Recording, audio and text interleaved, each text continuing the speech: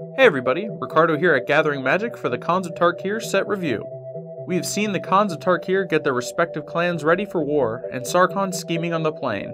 We have a few guests with us today. We have Marshall Sutcliffe from Limited Resources, Kevin from Rogue Deck Builder, we also have the Magic Man Sam, and David Green from Judge's Corner, and I too will be giving a review on a card I think will impact Modern. To start us off, we have Kevin from the Rogue Deck Builder series. Let's see what the Brewmeister has to say about Khans. Hi there, it's Kevin with GatheringMagic.com. You may recognize me from the Playing on a Budget series here at GatheringMagic.com or from my YouTube channel at Rogue Deck Builder. Gathering Magic has asked me to review and give my favorite card from Khans of Tarkir. And this is an easy one, as if you follow my channel, you probably know that I am a Johnny type player, so I like cards that really go off in style. And one of the very first cards that I brewed around with in my YouTube channel was Epic Experiment. And it was kind of the catalyst card that really started my channel.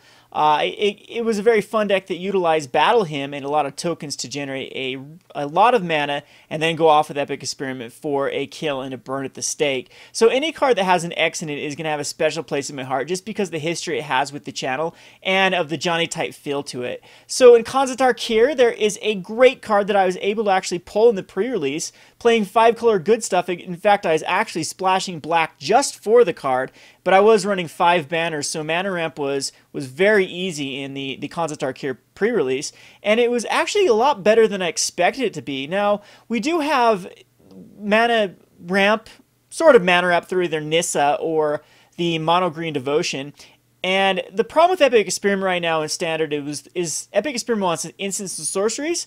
This card doesn't care. So the card that I'm going to review is going to be Villainous Wealth. It is a 3 mana casting cost with X, and it says target opponent exiles the top X cards of his or her library. You may cast any number of non-land cards with converted mana cost X or less from among them without paying their mana cost. Now this card is just awesome if you can put a lot of mana, if you can dump a ton of mana into it. And Mono Green Devotion is pretty easy to get the black and the blue. The green, of course, will be a given, but cards like Sylvan Caryatid or the new Rune Claw can definitely find you that either black or blue, or you can use just non-basic lands like temples to actually find that. And then you're going to be utilizing Nightthose Shrine and Nyx. Or, I mean, you could put a Market Festival on a forest, and then Nissa can be used as your mana ramp to dump a lot of mana. So definitely looking to brew around Villainous Wealth. It's double flavorful. Villainous Wealth is a card that, of course, has an X in it, but it also is a card that uses your opponent's deck against him. So I've always liked cards like Mindslaver or Ashiok or Act of Treason. I mean, I've built plenty of decks in the past that actually take your opponent's stuff and beat them down with it. So Villainous Wealth is just a double whammy for me, as, of course, it really has that Johnny feel of putting X, going bigger, going home, and then also using my opponent's cards against them. So for my pick for GatheringMagic.com and for the Rogue Deck Builder type feel, it is going to be Villainous Wealth. And again, I was more than tickled to get it my pre-release and actually have it go off on a number of games. This has been Kevin with GatheringMagic.com. Thanks for watching. Thanks, Kevin, for the great review on Villainous Wealth. Some are calling that card Nemesis Wave, the successor to Genesis Wave. Can't wait to see what you make. Next up, we have Marshall Sutcliffe from Limited Resources. Let's see what Marshall has to say. Hey, it's Marshall here from Limited Resources, and let's take a look at a little Khans of Tarkir, a little mini breakdown here on Gathering Magic. And I want to start with the rares and mythic rares because, well, they're the least important for Limited, interestingly, and I want to kind of build up to the commons, which are the most important. So I've actually decided to break this down into 2 categories, the card that I think is the best and my favorite, which don't always coincide, although occasionally they do. So when it comes to the rare and mythic rares, there's a lot. There's a lot going on. There's a couple of Planeswalker, Sarkhan is back. There's a whole bunch of really, really powerful gold cards, of course, as well, which are quite tough to cast generally, but really strong. But man, there was only one card that really stood out for me as the absolute ridiculous all-star of the set, and it is Wingmate Rock. This card is off the charts on power level. It has proven trivially easy to set up a raid. And once you get 2, 3, 4 flyers in the air that are gaining you life, there's no way your opponent can race. And the card asks so little of you, just simply having 5 mana with a couple of white. So Wingmate Rock, you are my pick. Now, my favorite card of the rares is Dig Through Time. Now, that card is great. Lets you do it at instant speed, so you can kind of figure out what you want and then just go to Value Town, especially if you happen to be in a Sultai deck. All right, let's move on to uncommons. And, well, there's a lot of really, really powerful uncommons as well. And then there's also a lot of not that powerful uncommons. I think that there's a kind of a peak where you'll see a bunch of great stuff. Some of the stuff that made my short list, one of them, and this one might actually end up being the best uncommon. I kind of had it like in a tied spot, was Mardu Heartpiercer. I just think a 2-for-1 at this level, especially when it kills morphs, is fantastic, and it adds to your board, and it's just a solid creature on top of all of that. So Mardu Heartpiercer is really, really high on my list. It did get edged out for me by Murderous Cut, which is my pick for best uncommon. The fact that you could conceivably destroy any creature in the format at instant speed for black mana, or even 1 in a black or 2 in a black or something like that, is fantastic. In the world we live in, we don't get removal that good anymore. That just doesn't exist. And it just makes Murderous Cut one of the best cards in the set, because no matter what their bomb is, no matter what they're doing, you can break it up. You can break up an outlasted creature that has 3 counters on it. You can let them spend a whole bunch of mana to flip up a morph and then just kill it. And having that kind of power is just too good. My favorite uncommon, and this is not close, it's also my favorite card in the whole set, is the Ice Dad, Icefeather Aven. Love this card. I also do think that it is one of the best uncommons in the set. It might even be like the third. It might go like Murderous Cut, Heartpiercer, Ice Dad. The problem is there's these gold cards that are really tough to cast as well, the triple colored on-clan gold cards. And those are very, very powerful, but they take a hit because they're so difficult to make them work. But yeah, Icefeather Aven I think is incredibly powerful in the format and just a fantastic Magic card. And like I said, it happens to be my favorite for the set.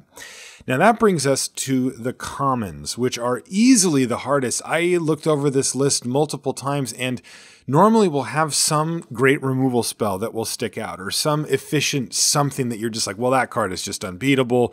At common, it's just an easy first pick. And you know, they don't do that anymore. We don't get cards like that are that straightforward. And some of the cards I was looking at are like Aerostorm. That was a card that looks pretty strong to me. I can see an aggressive deck finishing off a player with that pretty consistently, or using it as a little bit of a slow but effective removal spell to kind of clear the way and get in a bunch of damage as well. Other cards I looked at were sort of more along the lines of efficiency. I saw Hooting Mandrills. That one's good. Longshot Squad. Mardu Horde Chief certainly catches my eye. I think that's one of the best 3-drops in the set pretty easily. Along those lines, Mardu Skull Hunter and Mardu War Shrieker I think are very good, and I think War Shrieker's underrated and will be at the beginning. Black removal spell like Throttle, or one of the good gold morphs like Ponyback Brigade, of course, catch my eye as well. But I decided that in the end, the card that was going to be my number 1 was Debilitating Injury. Perhaps not the most exciting pick, I'm willing to admit that, but in a world where you don't get cheap, efficient removal, and in a world that is dominated by morphs, being able to kill a morph for only 2 mana is a big deal. And it also works really well against a bunch of the other strategies like Mardu. It works well against Jeskai as well. Any of the more aggressively aimed strategies, it just takes out their early stuff, kills their morphs, and gets them off balance. And I think I'm going to be taking Debilitating Injury really high. And maybe it's not that exciting, but that's what I'm going to do. Now for Marshall's favorite, another one that wasn't particularly close, Treasure Cruise. All aboard, I am ready to draw some cards, and that's pretty much all I want to do in the format is just resolve a bunch of Treasure Cruises and hopefully not deck myself in the process. All right, so that's going to do it for my picks for Khans of Tarkir. Thank you for the insight, Marshall. I'm sure we'll use your knowledge for Limited, and we are looking forward to seeing you in drafts. Next up, we have the wizard himself, Magic Man Sam, to give us his view on Khans of Tarkir. What's up everybody, the Magic Man Sam here with Gathering Magic to talk about my favorite card from Khans of Tarkir. And after looking at all the spoilers, I've decided that my favorite card is Raiders Spoils.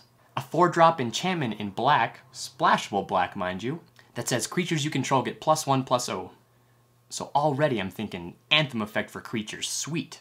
But wait, there's more. The second part of the text box says, whenever a warrior creature you control deals combat damage to a player, you may pay 1 life and draw a card. This is the perfect card at the top of a curve of a warrior-themed deck, because basically you play it on turn 4, swinging with all your dudes, pay some life, and refill your hand. Remember, in an aggro deck, typically you don't really care much about your life total. So being able to refill your hand is exactly what an aggro deck wants. If you know me, you know I love cards that scream build around me. And this guy is pushing the warrior theme really, really well. Also love that it's uncommon, and a lot of these sweet warriors are also uncommon in cons, which means budget magic. I love it. It almost reminds me of the Torment style days. So the card art, the fact that it's uncommon, the fact that it's a 4-drop that's splashable, and the fact that it says build warriors around me makes this card a total knockout for me, and I can't wait to brew with it. So thanks, Gathering Magic, and remember, to conquer is to eat.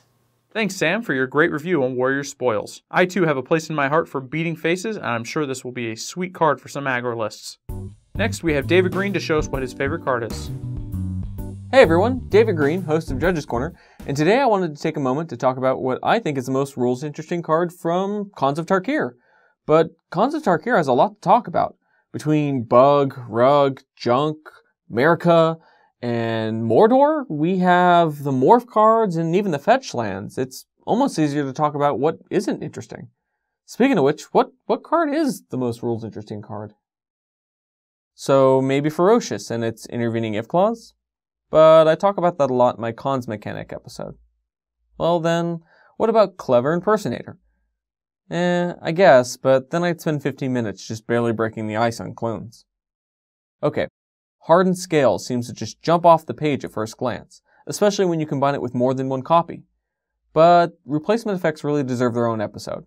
And P.S., that combo won't go infinite. I got it! A nod to our very first episode and my favorite ability, Trample. Ride Down. It's so deceptively simple. A card that destroys a creature when it blocks, which seems kind of lackluster, until you add in that it also gives the blocked creatures Trample. Now we're talking. This 2-mana removal spell has some real bite to it if you attack just right. You can lure your opponent into thinking you're making a fair trade or even a final push, when really you're just about to bring one of their best creatures to their knees, or push in for more damage than they ever realized.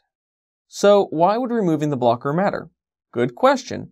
It turns out that if the creature that attacked is blocked, but then the blocker is gone because of Ride Down, and now the attacker gains Trample, then nothing is there to assign damage to. So the sum of that damage is now all excess, and all of it will trample over. In some cases, you might even use it when your attacking creature becomes double blocked, saving your creature from trading unfairly, and even getting through for a little more damage with Trample. This, at worst, is a 1-for-1, and could easily be a virtual 2-for-1, or even more. Thank you, Mr. Green, for enlightening us on Ride Down. Last but not least, we have my review on a card I think will impact Modern quite a bit. Now, I will say this first so everyone knows, it's okay to disagree with me, and I could say fetch lands, but that's obvious. So, I honestly think out of all the cards spoiled for Khans of Tarkir, that Sorin, Solemn Visitor, will make the biggest impact for Modern. He comes in with 4 counters for 4 mana, which is pretty strong, and he has a great toolkit for token-based decks as well as junk midrange. He is a well-priced walker with a very powerful +1. Creatures you control get +1, +0, and lifelink until your next turn, and that's quite good. As we have all seen, burn decks have been seeing quite a bit of play in Modern, and its cost and linear tactics make it an easy deck to pick up. Gaining even 4 life against a burn deck is incredibly good. It's like getting an extra turn. Also, the life gain can help out against other fast decks in the format like Affinity. Now, there isn't a bunch of aggro-y creature decks that can abuse this +1 with the exception of junk and tokens. With most of the format consisting of midrange, burn, and affinity though, life gain seems very imperative, and that's why we like this ability so much. A 2/2 flyer is quite meh, and to be honest, I can't see anyone playing Sorin to just get the 2/2 unless their back is against a wall. It can still help save the day though. Dropping Sorin to 2 is a bit awkward, but no one really plays Shock, and if it costed -1, you'd still be afraid of Bolt. The fact you got a chump blocker for the Cranial-Plated Monster or Tarmogoyf makes this a lot more justifiable to use. Sorin Solemn Visitor also makes an emblem at -6 that says, At the beginning of each opponent's upkeep, that player sacrifices a creature. Now that's pretty insane, because it makes it incredibly hard for the creature-based decks to kill you at this point, and if you've gained some life from his first ability, then it's going to make things even harder. I have thought of a small amount of ways of getting around it for each deck, such as manlands, and you can still lose, but your opponent not being able to have a Tarmogoyf on the battlefield or something just as big, or recovering with a Confidant, can easily tilt the game in your favor. All I'm saying is I already got 2 of this guy, and I'm looking for the rest of the puzzle pieces for my deck. Let me know what you guys and gals think. Well, that's all for the set review. If you have any questions or comments, please feel free to leave them below in the comment box, or you can get a hold of me on Twitter at @Judge_Conde. Thanks for hanging out with us here at Gathering Magic.